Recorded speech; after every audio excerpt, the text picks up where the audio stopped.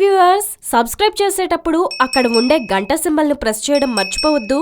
అప్పుడే మీకు any time updates notifications వచ్చేస్తాయి.